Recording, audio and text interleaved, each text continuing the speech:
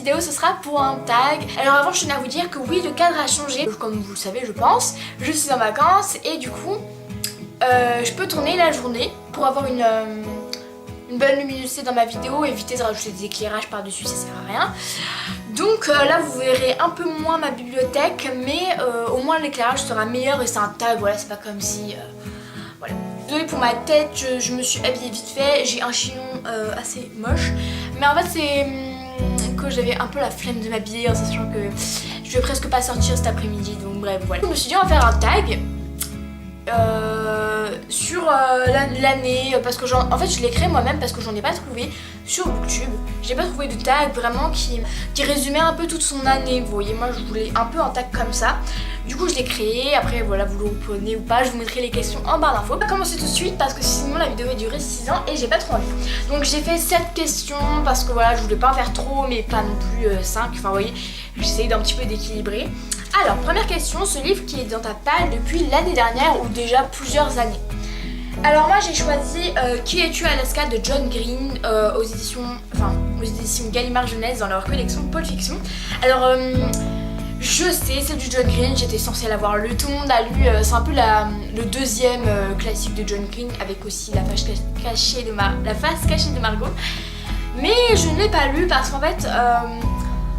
honnêtement, je commence un petit peu à saturer le John Green parce que c'est un petit peu toujours la même chose, qu'on se le dise, c'est un peu toujours la même chose, c'est un peu, voilà, c'est une romance, tout le temps un peu, voilà, ça commence à me saouler, donc c'est pour ça que j'ai un petit peu du mal à le lire.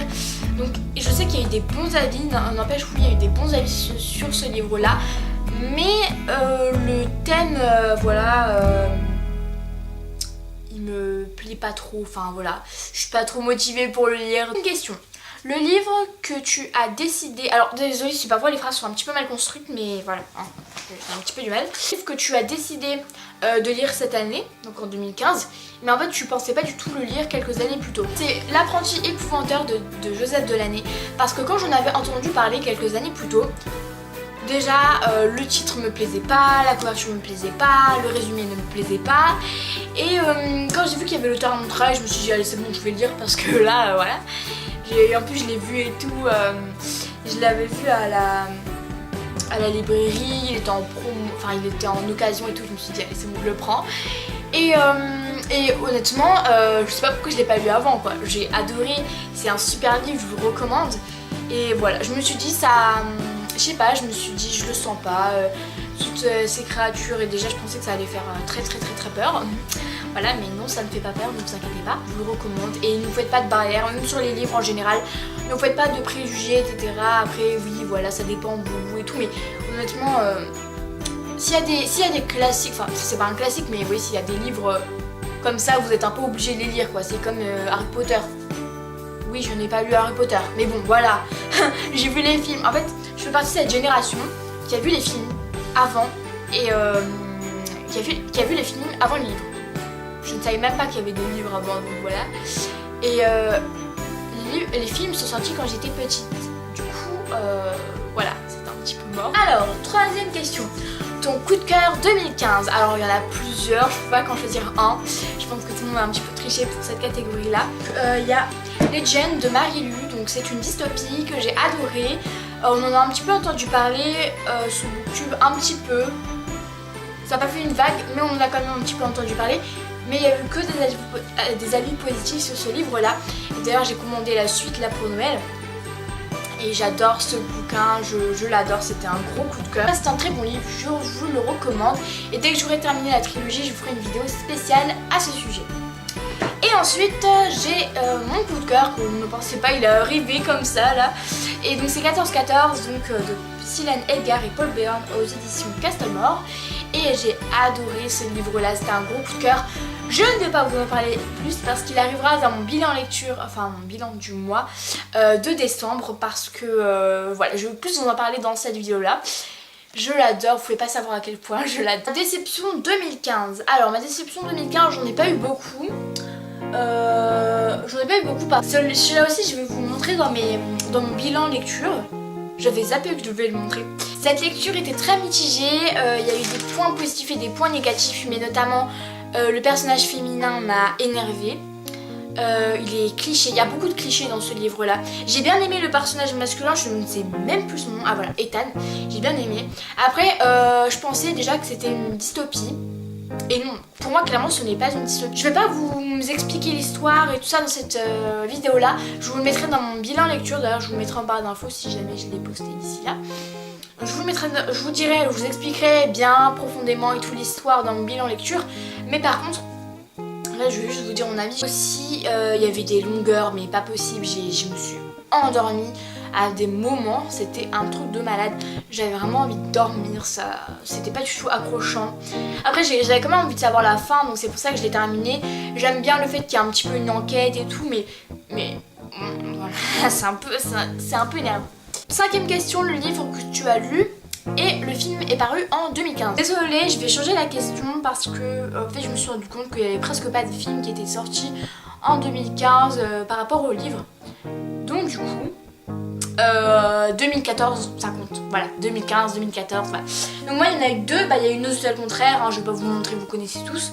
Et le 7e fils tiré de l'apprenti épouvanteur, que je ne veux pas du tout voir ce film là avant d'avoir terminé la saga. Parce que je sais que si jamais je vois le film, dans ma tête, quand je vais continuer la saga, les personnages ils vont avoir la tête des personnages en film, ce que je ne veux pas du tout. Voilà, vu ils ont fait un film apparemment tout pourri, donc je veux pas du tout voir ce film là.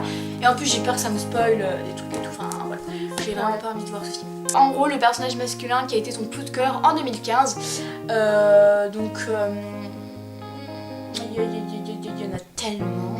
Je crois que je vais choisir Bishop de The Book of Ivy. The Book of Ivy.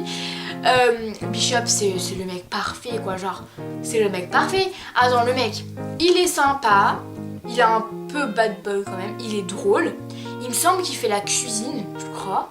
Ensuite il est issu d'une famille royale, que donner de plus, il est beau, il est intelligent, il rêve de parcourir le monde et tout, enfin il fait des rêves super géniaux et tout, il est ambitieux, voilà. Alors là, moi c'est le mec parfait pour moi, franchement, il est pas mal Bishop, hein. Et The Book of Ivy est un très bon livre que je vous recommande, c'est une bonne dystopie. C'est pas la meilleure mais c'est quand même une très bonne dystopie, moi c'était un coup de cœur quand même de cette année, hein, sachez-le.